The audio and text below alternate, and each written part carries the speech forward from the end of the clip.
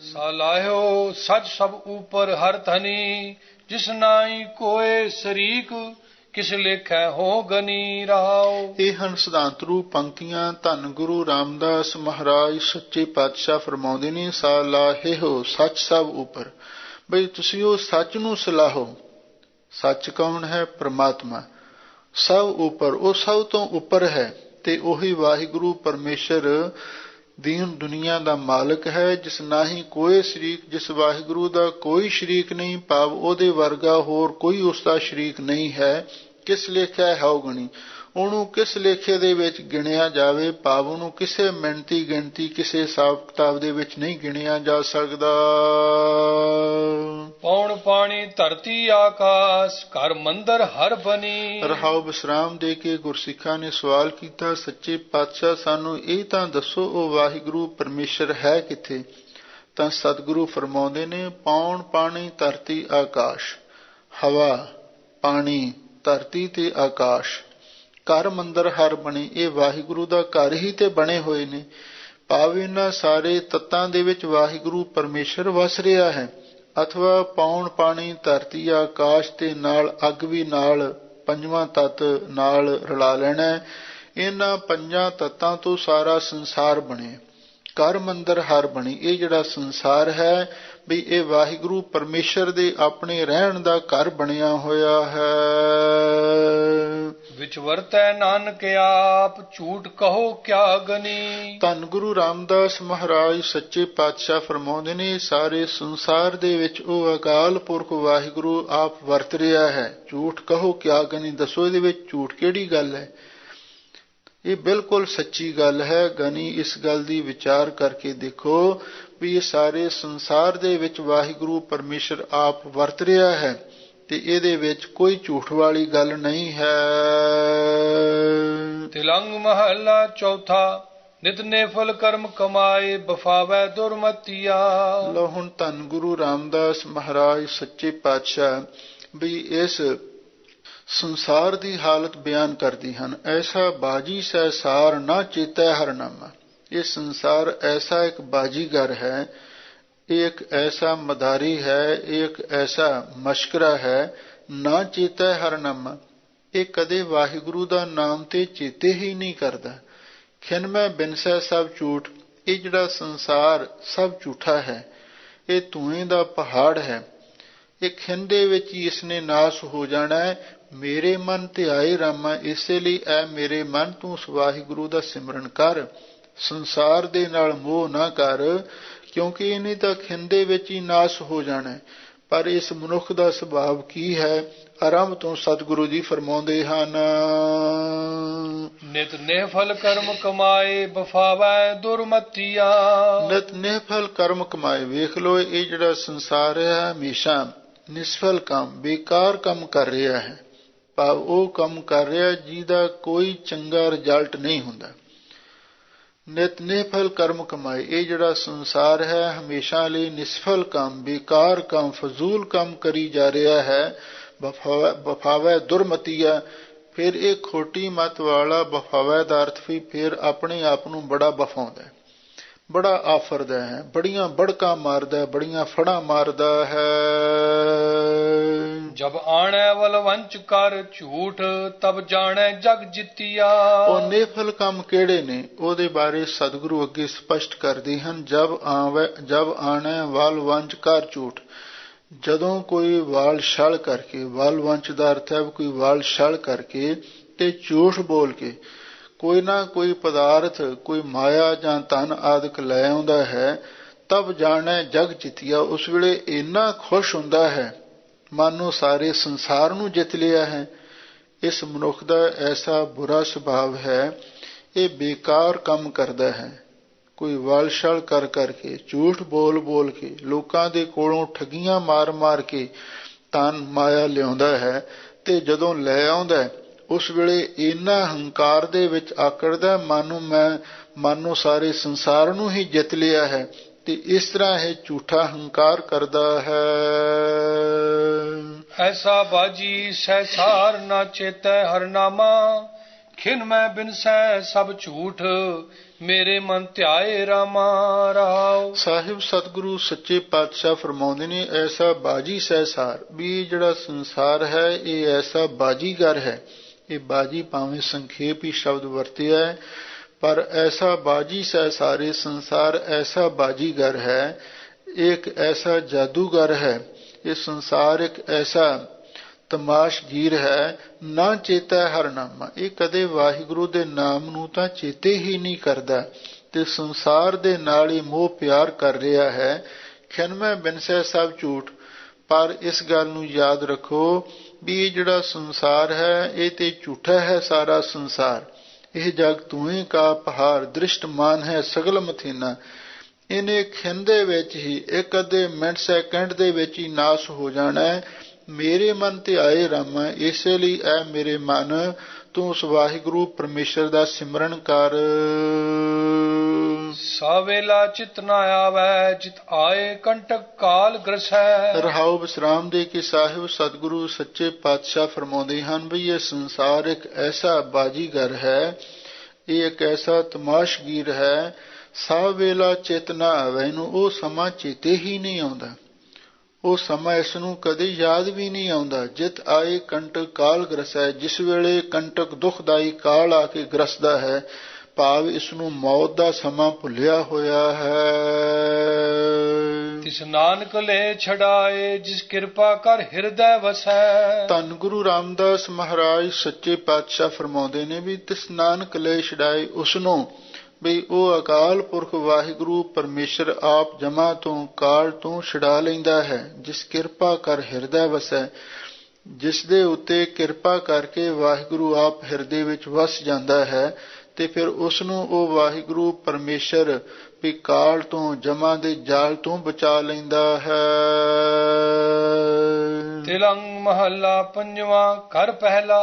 ਇੱਕ ਓੰਕਾਰ ਸਤਿਗੁਰ ਪ੍ਰਸਾਦ। ਖਾਕ ਨੂਰ ਕਰਦੰ ਆਲਮ ਦੁਨੀਆਏ। ਲਓ ਹੁਣ ਜੋ ਅੱਗੇ ਸ਼ਬਦ ਆ ਰਿਹਾ ਹੈ ਤਲੰਗ ਰਾਗ ਦੇ ਅੰਦਰ, ਪੰਜਵੇਂ ਪਾਤਸ਼ਾਹ ਗੁਰੂ ਅਰਜਨ ਦੇਵ ਮਹਾਰਾਜ ਦਾ ਹੈ।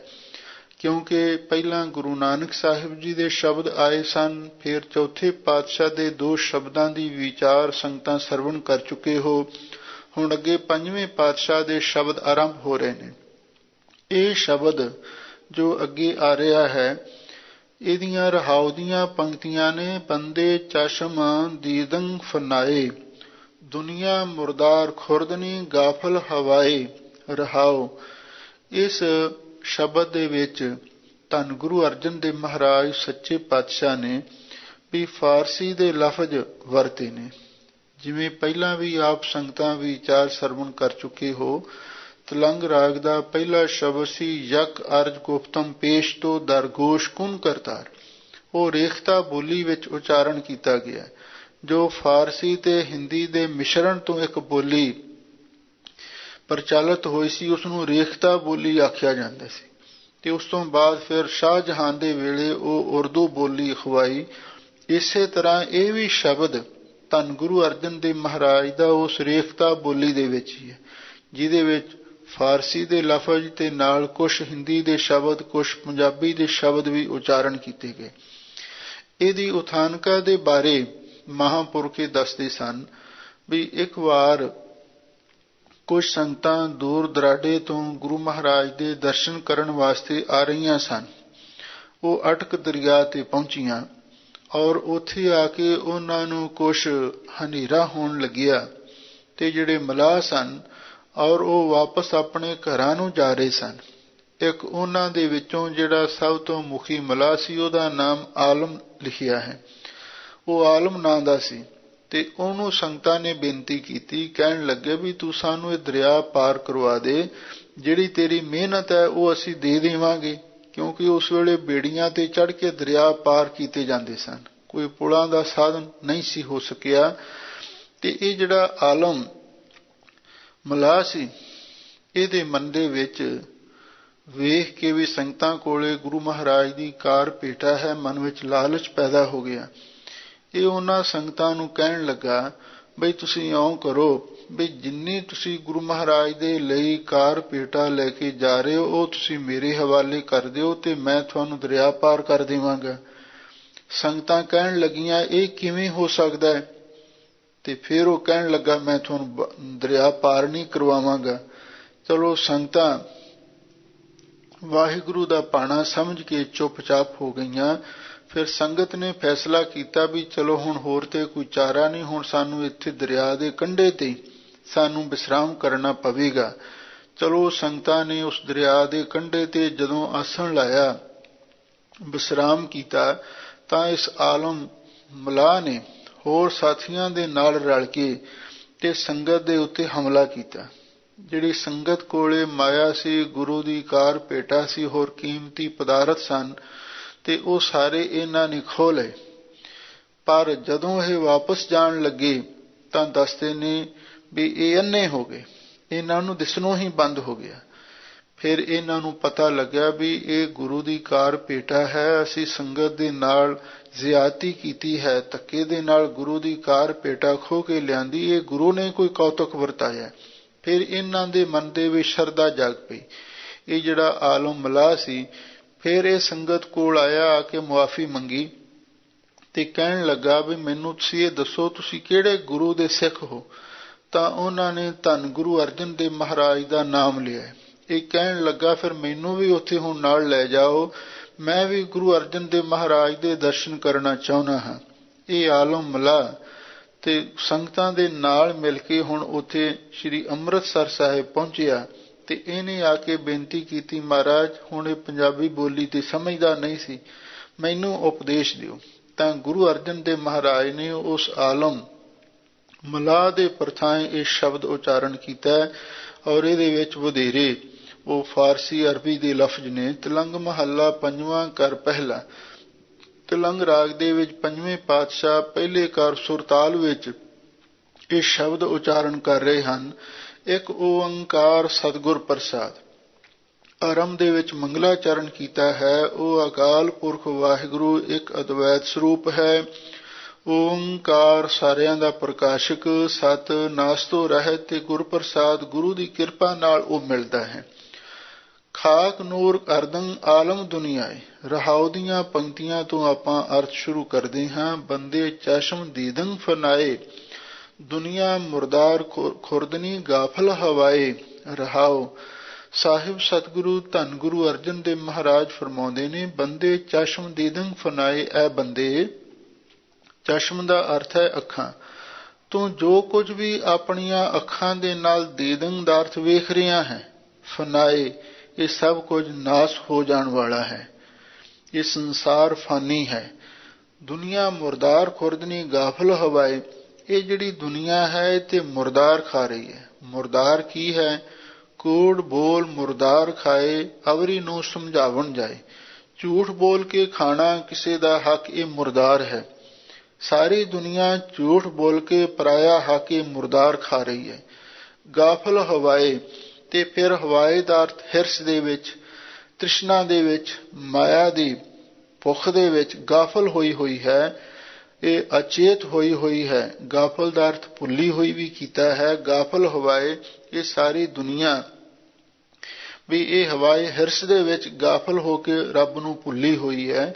ਲਓ ਹੁਣ ਸਾਹਿਬ ਸਤਿਗੁਰੂ ਸੱਚੇ ਪਾਤਸ਼ਾਹ ਆਰੰਭ ਤੋਂ ਫਰਮਾਉਂਦੇ ਹਨ, ਖਾਕ ਨੂਰ ਕਰਦੰ ਆਲਮ ਦੁਨੀਆਏ। ਲਓ ਸਾਹਿਬ ਸਤਿਗੁਰੂ ਧੰਨ ਗੁਰੂ ਅਰਜਨ ਦੇਵ ਮਹਾਰਾਜ ਫਰਮਾਉਂਦੇ ਨੇ ਕਿ ਇਹ ਆਲਮ ਉਸ ਮਲਾਹ ਦਾ ਨਾਮ ਸੀ। ਖਾਕ ਨੂਰ ਕਰਦੰ ਆਲਮ ਦੁਨੀਆਏ। ਆਲਮ ਦਾ ਅਰਥ ਸੰਸਾਰ ਵੀ ਹੈ। ਖਾਕ ਤੇ ਨੂਰ, ਖਾਕ ਮਿੱਟੀ ਤੇ ਨੂਰ ਦਾ ਅਰਥ ਹੈ ਪ੍ਰਕਾਸ਼। ਇਹ ਖਾਕ ਮਿੱਟੀ ਤੇ ਨੂਰ ਪ੍ਰਕਾਸ਼ ਤੋਂ ਉਸ ਵਾਹਿਗੁਰੂ ਪਰਮੇਸ਼ਰ ਨੇ ਵੀ ਇਹ ਆਲਮ ਸੰਸਾਰ ਤੇ ਇਹ ਸਾਰੀ ਦੁਨੀਆ ਕਰਦੰ ਦਾ ਅਰਥ ਪੈਦਾ ਕੀਤੀ ਹੈ। ਕਿਉਂਕਿ ਮੁਸਲਮਾਨਾਂ ਦੇ ਮਤ ਵਿੱਚ ਦੋ ਕਿਸਮ ਦੀ ਸ੍ਰਿਸ਼ਟੀ ਹੈ, ਇੱਕ ਖਾਕੀ ਸ੍ਰਿਸ਼ਟੀ ਹੈ, ਦੂਸਰੀ ਨੂਰੀ ਸ੍ਰਿਸ਼ਟੀ ਹੈ। ਖਾਕੀ ਸ੍ਰਿਸ਼ਟੀ ਵਿੱਚ ਤਾਂ ਜਿਤਨੇ ਵੀ ਮਨੁੱਖ ਨੇ, ਪਸ਼ੂ ਪੰਛੀ ਨੇ, ਇਹ ਸਾਰੇ ਆ ਜਾਂਦੇ ਨੇ। ਤੇ ਜਿਹੜੀ ਨੂਰੀ ਸ੍ਰਿਸ਼ਟੀ ਹੈ ਉਹਦੇ ਵਿੱਚ ਜਿਵੇਂ ਦੇਵਤੇ ਨੇ, ਫਰਿਸ਼ਤੇ ਨੇ, ਕੋਈ ਗੁਪਤ ਰੂਹਾਂ ਨੇ, ਉਹ ਸਾਰੀਆਂ ਉਸ ਨੂਰੀ ਸ੍ਰਿਸ਼ਟੀ ਦੇ ਵਿੱਚ ਆਉਂਦੀਆਂ ਨੇ। ਖਾਕ ਨੂਰ ਕਰਦੰ ਆਲਮ ਦੁਨੀਆਏ। ਧੰਨ ਗੁਰੂ ਅਰਜਨ ਦੇਵ ਮਹਾਰਾਜ ਸੱਚੇ ਪਾਤਸ਼ਾਹ ਫਰਮਾਉਂਦੇ ਨੇ ਵੀ ਇਹ ਜਿਹੜੀ ਖਾਕੀ ਸ੍ਰਿਸ਼ਟੀ ਹੈ ਤੇ ਨੂਰੀ ਸ੍ਰਿਸ਼ਟੀ ਹੈ, ਇਸ ਨੂੰ ਉਸ ਵਾਹਿਗੁਰੂ ਪਰਮੇਸ਼ਰ ਨੇ ਮਿੱਟੀ ਤੇ ਨੂਰ ਆਪਣੇ ਨੂਰ ਜ਼ਹੂਰ ਤੋਂ ਭਾਵ ਆਪਣੀ ਜੋਤ ਤੋਂ ਆਪਣੇ ਪ੍ਰਕਾਸ਼ ਤੋਂ ਇਸ ਨੂੰ ਅੱਗੇ ਪੈਦਾ ਕੀਤਾ ਹੈ। ਅਸਮਾਨ ਜਿਮੀ ਦਰਖਤ ਆਪ ਪੈਦਾਇਸ਼ ਖੁਦਾਏ। ਤੇ ਫਿਰ ਹੋਰ ਕੀ ਉਸਨੇ ਬਣਾਇਆ ਹੈ? ਅਸਮਾਨ ਜਿਮੀ ਦਰਖਤ ਆਪ, ਇੱਥੇ ਵਿਸਰਾਮ ਹੈ। ਪੈਦਾਇਸ਼ ਖੁਦਾਏ, ਉਸ ਵਾਹਿਗੁਰੂ ਪਰਮੇਸ਼ਰ ਨੇ ਅਸਮਾਨ ਬਣਾਏ ਨੇ, ਜਿਮੀ ਧਰਤੀਆਂ ਵੀ ਬਣਾਈਆਂ ਨੇ, ਕਿਉਂਕਿ ਆਕਾਸ਼ ਤੇ ਧਰਤੀ ਵੀ ਇੱਕ ਨਹੀਂ, ਅਨੇਕਾਂ ਨੇ। ਪਾਤਾਲਾਂ ਪਾਤਾਲ, ਲੱਖ ਆਗਾਸਾਂ ਆਗਾਸ, ਧਰਤੀ ਹੋਰ ਪਰੈ ਹੋਰ ਹੋਰ। ਇਹ ਅਸਮਾਨ ਵੀ, ਜਿਮੀ ਧਰਤੀਆਂ ਵੀ ਤੇ ਦਰਖਤ ਵੀ ਤੇ ਆਵ ਪਾਣੀ, ਪੈਦਾਇਸ਼ ਖੁਦਾਏ, ਇਹ ਵੀ ਸਾਰੀ ਖੁਦਾ ਦੀ ਪੈਦਾਇਸ਼ ਹੈ। ਭਾਵ ਇਹ ਜਿੰਨੀ ਵੀ ਸ੍ਰਿਸ਼ਟੀ ਹੈ ਇਹ ਖਾਕੀ ਤੇ ਨੂਰੀ ਵਾਹਿਗੁਰੂ ਪਰਮੇਸ਼ਰ ਨੇ ਬਣਾਈ ਹੈ।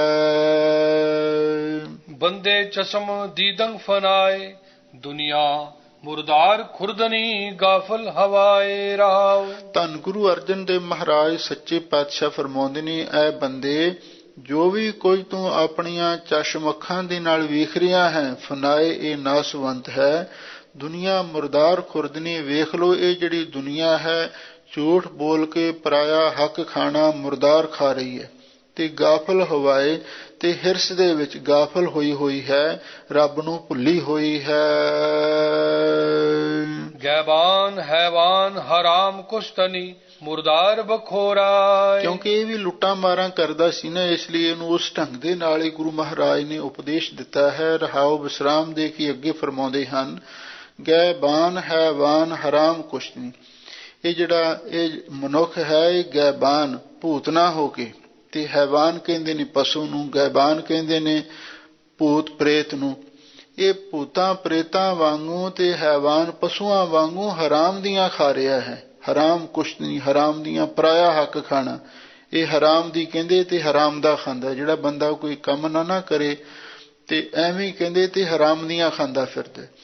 ਗੈਬਾਨ ਹੈਵਾਨ ਹਰਾਮ ਕੁਸ਼ਤਨੀ, ਇਹ ਜਿਹੜਾ ਮਨੁੱਖ ਹੈ ਇਹ ਭੂਤਾਂ ਪ੍ਰੇਤਾਂ ਵਾਂਗ ਬਣ ਕੇ ਤੇ ਹੈਵਾਨ ਪਸ਼ੂਆਂ ਵਾਂਗੂ ਬਣ ਕੇ ਤੇ ਹਰਾਮ ਖਾ ਰਿਹਾ ਹੈ, ਪਰਾਇਆ ਹੱਕ ਖਾ ਰਿਹਾ ਹੈ। ਮੁਰਦਾਰ ਬਖੋਰਾਏ, ਤੇ ਝੂਠ ਬੋਲ ਕੇ ਖਾਣਾ, ਇਹ ਮੁਰਦਾਰ ਨੂੰ ਬਖੋਰਾਏ ਦਾ ਅਰਥ ਵੀ ਇਹ ਖਾ ਰਿਹਾ ਹੈ।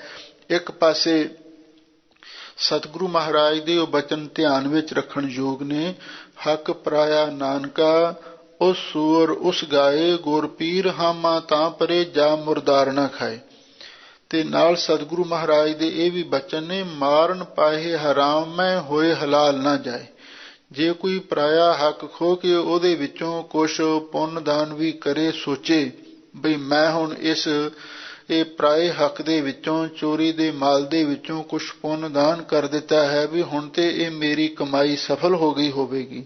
ਪਰ ਨਹੀਂ, ਸਤਿਗੁਰੂ ਕਹਿੰਦੇ ਨੇ ਇਹ ਗੱਲ ਨਹੀਂ ਹੋ ਸਕਦੀ। ਜੇ ਮੋਹਾਕਾ ਕਰ ਮੋਹੈ, ਕਰ ਮੋਹੇ ਪਿਤਰੀ ਦੇ, ਅੱਗੇ ਵਸ ਜਾਣੀਐ ਪਿਤਰੀ ਚੋਰ ਕਰੇ। ਵੱਢਿਆ ਹੱਥ ਦਲਾਲ ਕੇ ਮੁਸਫੀ ਇਹ ਕਰੇ, ਨਾਨਕ ਅੱਗੇ ਸੋ ਮਿਲਿਆ ਜੇ ਖੱਟੇ ਕਾਲੇ ਦੇ। ਲਓ ਸਤਿਗੁਰੂ ਕਹਿੰਦੇ ਨੇ ਮੁਸਫੀ ਇਹ ਕਰੇ, ਜਿਹੜਾ ਵਿੱਚ ਪੈ ਕੇ ਕੋਈ ਨਾ ਕੋਈ ਇਹ ਮੁਸਫੀ ਦਾ ਅਰਥ ਦਲਾਲੀ ਕਰੇ, ਵਕਾਲਤ ਕਰੇ, ਬਈ ਚਲੋ ਮੈਂ ਤੁਹਾਡੇ ਹੱਕ ਹਲਾਲ ਦੀ ਕਮਾਈ, ਜਿਹੜੀ ਤੁਸੀਂ ਚਾਹੇ ਹਰਾਮ ਦੀ ਕਮਾਈ ਉਹਨੂੰ ਹੱਕ ਹਲਾਲ ਦੀ ਕਰ ਦੇਵਾਂਗਾ, ਤੇ ਤੁਸੀਂ ਕੁਛ ਮੈਨੂੰ ਦਿਓ ਤੇ ਮੈਂ ਤੁਹਾਡੇ ਲਈ ਪਾਠ ਜਾਂ ਕੋਈ ਅਰਦਾਸ ਕਰ ਦੇਵਾਂਗਾ। ਤਾਂ ਸਤਿਗੁਰੂ ਕਹਿੰਦੇ ਨੇ ਵੱਢਿਆ ਹੱਥ ਦਲਾਲ ਕੇ। ਫਿਰ ਉਹ ਦਲਾਲ ਦੇ ਵੀ, ਚਾਹੇ ਕੋਈ ਉਹ ਪੁਜਾਰੀ ਹੈ, ਚਾਹੇ ਕੋਈ ਮੌਲਵੀ ਹੈ, ਚਾਹੇ ਕੋਈ ਸਿੱਖ ਗ੍ਰੰਥੀ ਸਿੰਘ ਹੈ, ਜਿਹੜਾ ਇਹੋ ਜਿਹੀ ਕਮਾਈ ਦੇ ਕੋਈ ਅਰਦਾਸ ਵੀ ਕਰੇਗਾ, ਸਤਿਗੁਰੂ ਕਹਿੰਦੇ ਉਹ ਦਲਾਲ ਦੇ ਵੀ ਹੱਥ ਵੱਢੇ ਜਾਣਗੇ। ਵੱਢਿਆ ਹੱਥ ਦਲਾਲ ਕੇ ਮੁਸਫੀ ਇਹ ਕਰੇ। ਧੰਨ ਗੁਰੂ ਨਾਨਕ ਦੇਵ ਮਹਾਰਾਜ ਨੇ ਬੜੇ ਸੋਹਣੇ ਸੁਨਹਿਰੀ ਅਸੂਲ ਸਾਡੇ ਲਈ ਸਾਰਿਆਂ ਲਈ ਇੱਕੋ ਜਿਹੇ ਬਣਾਏ ਨੇ। ਜਿਹੜਾ ਉਹਨਾਂ ਤੇ ਪਹਿਰਾ ਦਿੰਦਾ ਹੈ ਤੇ ਉਹਦੇ ਤੇ ਗੁਰੂ ਮਹਾਰਾਜ ਦੀਆਂ ਖੁਸ਼ੀਆਂ ਹੁੰਦੀਆਂ। ਗੈਬਾਨ ਹੈਵਾਨ ਹਰਾਮ ਕੁਸ਼ਨੀ, ਇਹ ਮਨੁੱਖ ਭੂਤਨਿਆਂ ਵਾਂਗ ਤੇ ਹੈਵਾਨ ਪਸ਼ੂਆਂ ਵਾਂਗ ਹੋ ਕੇ ਤੇ ਹਰਾਮ ਦੀਆਂ ਖਾਂਦਾ ਹੈ, ਪਰਾਇਆ ਹੱਕ ਖਾਂਦਾ ਹੈ, ਤੇ ਮੁਰਦਾਰ ਬਖੋਰਾਏ ਤੇ ਨਾਲ ਝੂਠ ਬੋਲ ਕੇ ਖਾਣਾ, ਇਹ ਮੁਰਦਾਰ ਖਾਈ ਜਾ ਰਿਹਾ ਹੈ। ਦਿਲ ਕਬਜ ਕਬਜਾ ਕਾਦਰੋ ਦੋਜਕ ਸਜਾਏ। ਲੋ ਸਾਹਿਬ ਸਤਿਗੁਰੂ ਸੱਚੇ ਪਾਤਸ਼ਾਹ ਫਰਮਾਉਂਦੇ ਨੇ ਇਸ ਮਨੁੱਖ ਦੇ ਦਿਲ ਉਤੇ ਵੀ ਕਬਜ਼ਾ ਕਰਨ ਵਾਲੀ ਜੋ ਮਾਇਆ ਹੈ ਉਸਨੇ ਇਹਦੇ ਦਿਲ ਉਤੇ ਕਬਜ਼ਾ ਕੀਤਾ ਹੋਇਆ। ਸਾਡੇ ਦਿਲ ਉਤੇ ਵੀ ਇਹ ਮਾਇਆ ਨੇ ਆਪਣਾ ਪੂਰਨ ਕਬਜ਼ਾ ਕੰਟਰੋਲ ਕੀਤਾ ਹੋਇਆ। ਕਾਦਰੋ ਇਹ ਕੁਦਰਤ ਦੀ ਸ਼ਕਤੀ ਹੈ ਮਾਇਆ, ਤੇ ਜਿਹੜਾ ਜਿਸ ਦੇ ਦਿਲ ਉਤੇ ਮਾਇਆ ਦਾ ਪੂਰਨ ਕਬਜ਼ਾ ਹੋ ਜਾਵੇ ਤੇ ਦੋਜਕ ਸਜਾਏ, ਉਹਨੂੰ ਅੱਗੇ ਨਰਕਾਂ ਦੀਆਂ ਸਜ਼ਾਵਾਂ ਭੋਗਣੀਆਂ ਪੈਂਦੀਆਂ ਹਨ। ਵਲੀ ਨਿਆਮਤ ਬਿਰਾਦਰਾ ਦਰਬਾਰ ਮਿਲਕ ਖਾਨਾਏ। ਲੋ ਸਾਹਿਬ ਸਤਿਗੁਰੂ ਸੱਚੇ ਪਾਤਸ਼ਾਹ ਫਰਮਾਉਂਦੇ ਨੇ ਭਾਈ ਜਿਹੜੀਆਂ ਵਲੀ ਦਾ ਅਰਥ ਜਿਹੜੀ ਵਲੀ ਕੋਈ ਕਰਾਮਾਤੀ ਮਹਾਂਪੁਰਖਾਂ ਵੱਲੋਂ ਨਿਆਮਤਾਂ ਮਿਲਦੀਆਂ ਨੇ, ਤੇ ਬਰਾਦਰਾਂ ਜਿਹੜੇ ਸਾਡੇ ਭਰਾ ਨੇ, ਤੇ ਦਰਬਾਰ ਜਿਹੜੇ ਸ਼ਾਹੀ ਦਰਬਾਰ ਤੇ ਮਿਲਕ ਜਗੀਰਾਂ ਤੇ ਖਾਨਾਏ ਜਿਹੜੇ ਸਾਡੇ ਘਰ ਨੇ, ਕਿਉਂਕਿ ਇਹ ਸਾਰੀਆਂ ਵੀ ਇਹ ਜਿਹੜੀਆਂ ਚੀਜ਼ਾਂ ਨੇ ਫਾਰਸੀ ਦੇ ਲਫ਼ਜ਼ ਗੁਰੂ ਮਹਾਰਾਜ ਨੇ ਵਰਤੇ ਨੇ। ਵਲੀ ਕਹਿੰਦੇ ਨੇ ਜੇ ਕੋਈ ਖਾਸ ਕੋਈ ਔਲੀਆ ਕੋਈ ਪਹੁੰਚਿਆ ਹੋਇਆ ਮਹਾਂਪੁਰਖ ਜਿਹਦੇ ਵਿੱਚ ਕੋਈ ਕਰਾਮਾਤ ਵੀ ਹੋਵੇ ਉਹਨੂੰ ਵਲੀ ਕਹਿੰਦੇ ਨੇ। ਵਲੀ ਨਿਆਮ ਜਿਹੜੀਆਂ ਉਹਨਾਂ ਵਲੀਆਂ ਵੱਲੋਂ ਨਿਆਮਤਾਂ ਪ੍ਰਾਪਤ ਹੁੰਦੀਆਂ ਨੇ, ਜਾਂ ਕੁਛ ਵਿਦਵਾਨਾਂ ਨੇ ਵਲੀ ਨਿਆਮਤ ਦਾ ਅਰਥ ਵਲੀ ਪਿਤਾ ਦਾ ਵੀ ਕੀਤਾ ਵੀ ਉਹ ਪਿਤਾ ਜਿਸ ਦੇ ਕੋਲੋਂ ਸਾਨੂੰ ਸਾਰੀਆਂ ਨਿਆਮਤਾਂ ਮਿਲਦੀਆਂ ਨੇ, ਤੇ ਸਾਡੇ ਭਰਾ ਤੇ ਨਾਲ ਜਿਹੜੇ ਦਰਬਾਰ ਕਚਹਿਰੀਆਂ ਨੇ ਤੇ ਮਿਲਕ ਜ਼ਗੀਰਾਂ ਨੇ ਤੇ ਖਾਨਾਏ ਜਿਹੜੇ ਘਰ ਹਨ। ਜਬ ਅਜਰਾਈਲ ਬਸਤਨੀ ਤਬ ਚੇਕਾਰੇ ਬਿਦਾਏ। ਸਾਹਿਬ ਸਤਿਗੁਰੂ ਸੱਚੇ ਪਾਤਸ਼ਾਹ ਫਰਮਾਉਂਦੇ ਨੇ ਜਦੋਂ ਅਜਰਾਈਲ ਮੌਤ ਦੇ ਫਰਿਸ਼ਤੇ ਨੇ ਬਸਤਨੀ ਦਾ ਅਰਥ ਬੰਨ੍ਹ ਲਿਆ, ਬਸਤਨੀ ਦਾ ਅਰਥ ਫਾਰਸੀ ਵਿੱਚ ਬੰਨਣਾ ਹੁੰਦਾ, ਜਦੋਂ ਅਜਰਾਈਲ ਮੌਤ ਦੇ ਫਰਿਸ਼ਤੇ ਨੇ ਆ ਕੇ ਤੈਨੂੰ ਬੰਨ੍ਹ ਲਿਆ, ਜੰਜੀਰਾਂ ਦੇ ਨਾਲ ਜਕੜ ਲਿਆ, ਤਬ ਚੇਕਾਰੇ ਬਦਾਏ ਵੀ ਉਸ ਵੇਲੇ ਦੱਸ ਚੇਕਾਰੇ ਦਾ ਅਰਥ ਵੀ ਕੀ ਕਰੇਗਾ। ਬਿਦਾਏ ਇਸ ਗੱਲ ਨੂੰ ਜਾਣ, ਭਾਵ ਇਹਨਾਂ ਪਿਛਲੇ ਜਿਹੜੇ ਕੋਈ ਸਾਖ ਸੰਬੰਧੀ ਨੇ ਇਹਨਾਂ ਨੇ ਤੇਰੀ ਕੋਈ ਸਹਾਇਤਾ ਨਹੀਂ ਕਰਨੀ। ਜਦੋਂ ਅਜਰਾਈਲ ਮੌਤ ਦੇ ਫਰਿਸ਼ਤੇ ਨੇ ਆ ਕੇ ਬੰਨਿਆ ਤੇ ਤਬ ਚੇਕਾਰੇ ਬਦਾਏ ਵੀ ਇਸ ਗੱਲ ਨੂੰ ਸਮਝ ਉਸ ਵੇਲੇ ਤੂੰ ਕੀ ਕਰੇਗਾ, ਤੇਰਾ ਕੋਈ ਚਾਰਾ ਨਹੀਂ ਚੱਲੇਗਾ, ਨਾ ਹੀ ਤੇਰੀ ਕਿਸੇ ਨੇ ਸਹਾਇਤਾ ਕਰਨੀ ਹੈ। ਜਾਂ ਦੂਜਾ ਅਰਥ ਕੁਛ ਨਵੇਂ ਵਿਦਵਾਨਾਂ ਨੇ ਇਹ ਵੀ ਕੀਤਾ ਤਬ ਚੇਕਾਰੇ ਬਿਦਾਏ। ਵਿਦਾਏ ਦਾ ਅਰਥ ਵੀ ਜਦੋਂ ਇੱਥੋਂ ਵਿਦਾ ਹੋਣ ਦਾ ਰੁਖਸਤ ਹੋਣ ਦਾ ਸਮਾਂ ਆ ਗਿਆ, ਭਾਵ ਜਦੋਂ ਅੰਧੇ ਸਮੇਂ ਦੁਨੀਆ ਛੱਡ ਕੇ ਤੈਨੂੰ ਇੱਥੋਂ ਵਿਦਾ ਹੋਣਾ ਪਿਆ, ਤਬ ਚੇਕਾਰੇ ਉਸ ਵੇਲੇ ਤੇਰੇ ਕਿਸ ਕੰਮ ਆਏ, ਕਿਸੇ ਕੰਮ ਨਹੀਂ ਇਹਨਾਂ ਨੇ ਆਉਣਾ। ਹਵਾਲ ਮਾਲੂਮ ਕਰਦੰ ਪਾਕ ਅੱਲਾਹ। ਲੋ ਸਾਹਿਬ ਸਤਿਗੁਰੂ ਸੱਚੇ ਪਾਤਸ਼ਾਹ ਫਰਮਾਉਂਦੇ ਨੇ ਜੋ ਪਾਕ ਪਵਿੱਤਰ ਅੱਲਾਹ ਖੁਦਾ ਹੈ, ਹਵਾਲ ਮਾਲੂਮ ਕਰ ਦੂੰ, ਉਹ ਜੋ ਵੀ ਤੇਰੇ ਦਿਲ ਦਾ ਹਵਾਲ ਹਾਲ ਚਾਲ ਹੈ ਉਹਨੂੰ ਉਹ ਮਾਲੂਮ ਕਰ ਰਿਹਾ ਹੈ, ਭਾਵ ਉਹ ਵਾਹਿਗੁਰੂ ਸਾਡੇ ਦਿਲ ਦੇ ਹਾਲ ਨੂੰ ਅੱਛੀ ਤਰ੍ਹਾਂ ਮਹਿਸੂਸ ਕਰਦਾ, ਉਹਨੂੰ ਪਤਾ ਹੈ ਸਾਡੇ ਦਿਲ ਵਿੱਚ ਕੀ ਹੈ। ਭੁਗੋ ਨਾਨਕ ਅਰਦਾਸ ਪੇਸ਼ ਦਰਵੇਸ਼ ਬੰਦਾ। ਧੰਨ ਗੁਰੂ ਅਰਜਨ ਦੇਵ ਮਹਾਰਾਜ ਸੱਚੇ ਪਾਤਸ਼ਾਹ ਉਸ ਆਲਮ ਨੂੰ ਆਖਦੇ ਨੇ, ਬਾਣੀ ਦਾ ਉਪਦੇਸ਼ ਤੇ ਸਰਬ ਸਾਂਝਾ ਹੀ ਹੈ, ਚਲੋ ਕੋਈ ਵੀ ਬਹਾਨਾ ਬਣੇ ਉਪਦੇਸ਼ ਤੇ ਸਾਰਿਆਂ ਨੂੰ ਸਾਂਝਾ ਹੀ ਮਿਲ ਰਿਹਾ ਹੈ ਨਾ।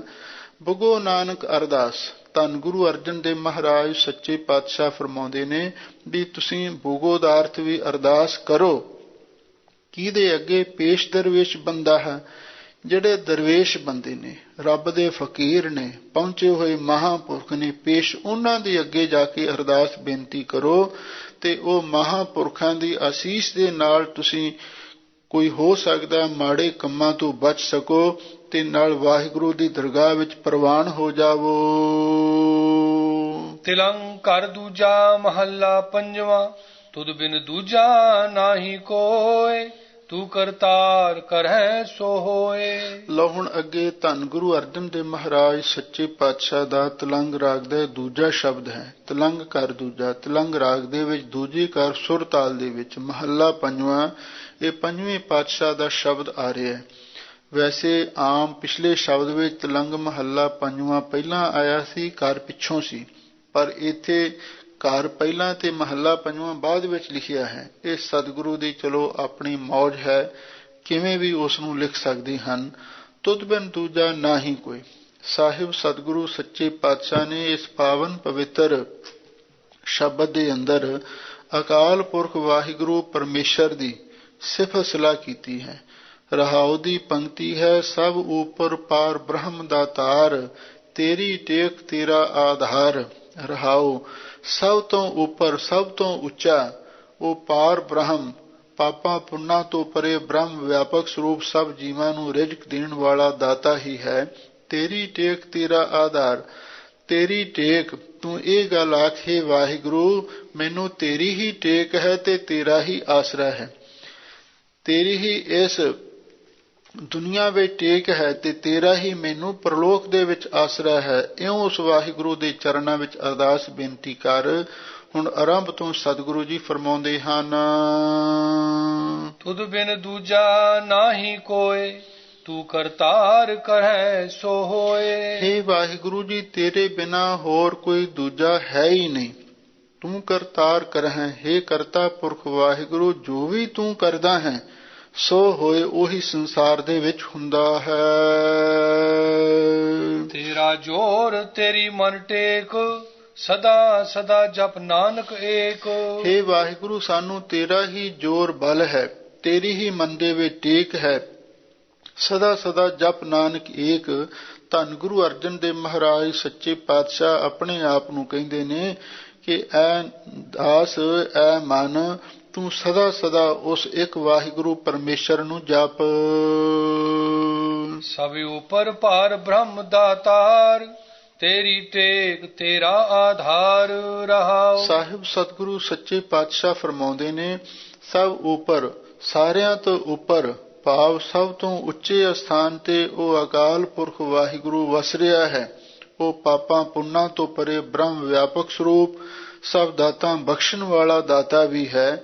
ਤੇਰੀ ਟੇਕ ਤੇਰਾ ਆਧਾਰ, ਉਹਦੇ ਚਰਨਾਂ ਵਿੱਚ ਇਉਂ ਆਖੇ ਵਾਹਿਗੁਰੂ ਮੈਨੂੰ ਤੇਰੀ ਹੀ ਟੇਕ ਤੇ ਤੇਰਾ ਹੀ ਆਸਰਾ ਹੈ। ਤੂੰ ਹੋਵਨਹਾਰ, ਅਗਮ ਅਗਾਧ ਊਚ ਆਪਾਰ। ਰਹਾਉ, ਵਿਸਰਾਮ ਦੇ ਕੇ ਸਾਹਿਬ ਸਤਿਗੁਰੂ ਸੱਚੇ ਪਾਤਸ਼ਾਹ ਅੱਗੇ ਸਾਨੂੰ ਫਿਰ ਆਖਦੇ ਨੇ, ਇਉਂ ਬੇਨਤੀ ਕਰਨੀ ਹੈ, ਹੇ ਵਾਹਿਗੁਰੂ ਹੈ ਤੂੰ ਹੁਣ ਵਰਤਮਾਨ ਕਾਲ ਦੇ ਵਿੱਚ ਵੀ ਹੈ, ਤੂੰ ਹੈ, ਤੂੰ ਪਿੱਛੇ ਵੀ ਸੀ, ਤੂੰ ਹੋਵਨਹਾਰ, ਤੂੰ ਅੱਗੇ ਨੂੰ ਵੀ ਹੋਣ ਵਾਲਾ ਹੈ। ਤਿੰਨੇ ਕਾਲਾਂ ਦੇ ਵਿੱਚ ਆਦ ਪੂਰਨ, ਮੱਧ ਪੂਰਨ, ਅੰਤ ਪੂਰਨ ਪਰਮੇਸ਼ਰ ਹੈ। ਅਗਮ ਅਗਾਧ ਊਚ ਅਪਾਰ, ਹੈ ਵਾਹਿਗੁਰੂ ਤੂੰ ਸਾਡੇ ਮਨ ਦੀ ਗਮਤਾ ਤੋਂ ਪਰੇ, ਬੁੱਧੀ ਦੇ ਬੋਝ ਤੋਂ ਵੀ ਡੂੰਘਾ, ਸਭ ਤੋਂ ਉੱਚਾ ਤੇ ਅਪਾਰ, ਪਾਰਾਵਾਰ ਤੋਂ ਵੀ ਰਹਿਤ ਹੈ। ਜੋ ਤੁਧ ਸੇਵਹਿ ਤਿਨ ਭਉ ਦੁਖ ਨਾਹੇ, ਗੁਰ ਪ੍ਰਸਾਦ ਨਾਨਕ ਗੁਣ ਗਾਹੇ। ਸਾਹਿਬ ਸਤਿਗੁਰੂ ਸੱਚੇ ਪਾਤਸ਼ਾਹ ਫਰਮਾਉਂਦੇ ਨੇ, ਹੇ ਵਾਹਿਗੁਰੂ ਜੀ, ਜੋ ਤੈਨੂੰ ਸੇਵਦੇ ਨੇ ਭਾਵ ਜੋ ਤੇਰਾ ਨਾਮ ਜਪਦੇ ਹਨ, ਤਿਨ ਭਉ ਦੁਖ ਨਾਹੀ, ਉਹਨਾਂ ਨੂੰ ਕਿਸੇ ਕਿਸਮ ਦਾ ਡਰ ਤੇ ਦੁੱਖ ਨਹੀਂ ਵਿਆਪ ਸਕਦਾ। ਗੁਰ ਪ੍ਰਸਾਦ ਨਾਨਕ ਗੁਣ ਗਾਹੇ। ਧੰਨ ਗੁਰੂ ਅਰਜਨ ਦੇਵ ਮਹਾਰਾਜ ਸੱਚੇ ਪਾਤਸ਼ਾਹ ਫਰਮਾਉਂਦੇ ਨੇ ਵੀ ਗੁਰੂ ਦੀ ਕਿਰਪਾ ਦੁਆਰਾ ਅਸੀਂ ਵੀ ਉਸ ਵਾਹਿਗੁਰੂ ਪਰਮੇਸ਼ਰ ਦੇ ਗੁਣ ਗਾ ਰਹੇ ਹਾਂ। ਜੋ ਦਿਸੈ ਸੋ ਤੇਰਾ ਰੂਪ, ਗੁਣ ਨਿਧਾਨ ਗੋਬਿੰਦ ਅਨੂਪ। ਹੇ ਵਾਹਿਗੁਰੂ ਜੀ, ਜੋ ਵੀ ਸਾਨੂੰ ਦਿਸਦਾ ਹੈ ਉਹ ਤੇਰਾ ਹੀ ਰੂਪ ਦਿਸਦਾ ਹੈ। ਇਹਦਾ ਮਤਲਬ ਇਹ ਹੈ, ਇਹੋ ਵੇ ਸੰਸਾਰ ਤੁਮ ਦੇਖਦੇ, ਇਹੋ ਹਰ ਕਾ ਰੂਪ ਹੈ, ਹਰ ਰੂਪ ਨਦਰੀ ਆਇਆ। ਦੋਇ ਦੋਇ ਲੋਚਨ ਪੇਖਾ, ਹੋਂ ਹਰ ਬਿਨ ਔਰ ਨਾ ਦੇਖਾ।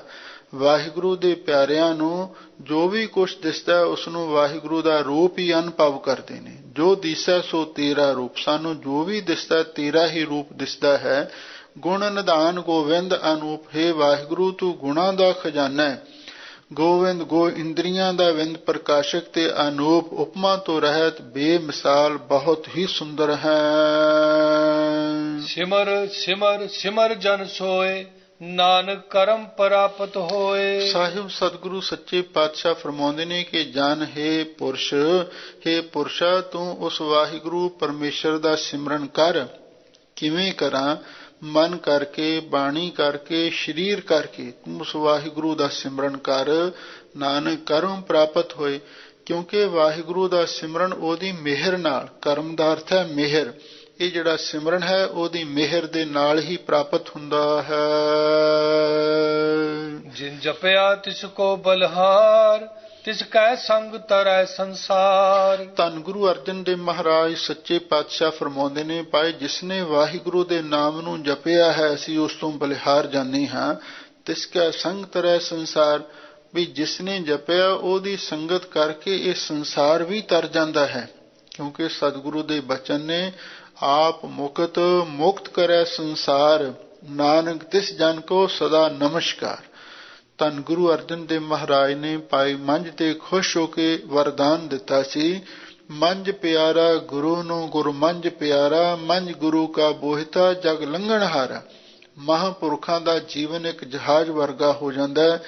ਜਹਾਜ਼ ਆਪ ਵੀ ਪਾਰ ਹੋ ਜਾਂਦਾ ਹੈ, ਦੂਸਰਿਆਂ ਨੂੰ ਵੀ ਪਾਰ ਕਰ ਦਿੰਦਾ ਹੈ। ਇਸੇ ਤਰ੍ਹਾਂ ਜਿਸਨੇ ਵਾਹਿਗੁਰੂ ਦਾ ਨਾਮ ਜਪਿਆ ਹੈ ਵੀ ਉਹਦੀ ਸੰਗਤ ਕਰਕੇ ਹੋਰ ਵੀ ਜਹਾਨ ਤਰ ਜਾਂਦਾ ਹੈ। ਕਹੋ ਨਾਨਕ ਪ੍ਰਭ ਲੋਚਾ ਪੂਰ, ਸੰਤ ਜਨਾ ਕੀ ਬਾਛੋ ਤੂਰ। ਧੰਨ ਗੁਰੂ ਅਰਜਨ ਦੇਵ ਮਹਾਰਾਜ ਸੱਚੇ ਪਾਤਸ਼ਾਹ ਫਰਮਾਉਂਦੇ ਨੇ, ਹੇ ਵਾਹਿਗੁਰੂ ਤੂੰ ਸਾਡੀ ਇੱਛਾ ਪੂਰੀ ਕਰ। ਤੁਸੀਂ ਕੀ ਚਾਹੁੰਦੇ ਹੋ? ਸੰਤ ਜਨਾ ਕੀ ਬਾਛੋ ਤੂਰ। ਅਸੀਂ ਤੇ ਮਹਾਂਪੁਰਖਾਂ ਦੇ ਚਰਨਾਂ ਦੀ ਧੂੜ ਮੰਗਦੇ ਹਾਂ, ਸਾਨੂੰ ਐਸੇ ਮਹਾਂਪੁਰਖਾਂ ਦੇ ਚਰਨਾਂ ਦੀ ਧੂੜ ਬਖਸ਼ਿਸ਼ ਕਰ ਦਿਓ। ਦਾਨ ਮਹਿੰਡਾ ਤਲੀ ਖਾਕ, ਜੇ ਮਿਲੇ ਤਾਂ ਮਸਤਕ ਲਾਈਏ। ਸਾਡਾ ਤੇ ਦਾਨ ਮਹਾਂਪੁਰਖਾਂ ਦੇ ਚਰਨਾਂ ਦੀ ਧੂੜੀ ਹੈ, ਜੇ ਮਿਲ ਜਾਵੇ ਅਸੀਂ ਮੁੱਖ ਮੱਥੇ ਤੇ ਲਾਈਏ ਤਾਂ ਕਿ ਸਾਡੇ ਸਾਰੇ ਪਾਪ ਧੋਤੇ ਜਾਣ। ਮਹਾਂਪੁਰਖਾਂ ਦੇ ਚਰਨਾਂ ਦੀ ਧੂੜ ਇੰਨੀ ਪਵਿੱਤਰ ਹੈ ਜਿਸਨੂੰ ਤੀਰਥ ਵੀ ਲੋਚਦੇ ਨੇ। ਗੰਗਾ ਜਮਨਾ ਗੋਦਾਵਰੀ ਸੁਰਾਸੀ, ਤੇ ਕਰਹਿ ਉਦਮ ਤੂਰ ਸਾਧੂ ਕੀ ਤਾਈ। ਕਿਲ ਵਿਖ ਮੈਲ ਪਰੇ ਪਰੇ ਹਮਰਾ ਵਿੱਚ, ਹਮਰੀ ਮੈਲ ਸਾਧੂ ਕੀ ਤੂਰ ਗਵਾਈ। ਇਸ ਲਈ ਅਸੀਂ ਉਹਨਾਂ ਮਹਾਂਪੁਰਖਾਂ ਦੇ ਚਰਨਾਂ ਦੀ ਧੂੜੀ ਨੂੰ ਮੰਗਦੇ ਹਾਂ। ਧੰਨ ਗੁਰੂ ਅਰਜਨ ਦੇਵ ਮਹਾਰਾਜ ਸੱਚੇ ਪਾਤਸ਼ਾਹ ਨੇ ਮਹਾਨ ਬਖਸ਼ਿਸ਼ ਕੀਤੀ, ਸਾਨੂੰ ਪਾਵਨ ਪਵਿੱਤਰ ਬੜੇ ਸੁੰਦਰ ਤੇ ਅਮੋਲਕ ਉਪਦੇਸ਼ ਬਖਸ਼ੇ ਨੇ। ਆਪਾਂ ਇਹਨਾਂ ਨੂੰ ਸੁਣਿਆ, ਸੁਣ ਕੇ ਹਿਰਦੇ ਵਿੱਚ ਵਸਾਈਏ, ਇਹਦੇ ਨਾਲ ਸਾਡੇ ਜੀਵਨ ਦੀ ਸਫਲਤਾ ਹੋਵੇਗੀ। ਸੋ ਸਭ ਸੰਗਤਾਂ ਦਾ ਹਾਰਦਿਕ ਧੰਨਵਾਦ। ਹੋਈਆਂ ਭੁੱਲਾਂ ਚੁੱਕਾਂ ਲਈ ਖਿਮਾ ਕਰਨਾ। ਕਹੋ ਨਾਨਕ ਪ੍ਰਭ ਲੋਚਾ ਪੂਰ, ਸੰਤ ਜਨਾ ਕੀ ਬਾਛੋ ਧੂਰ।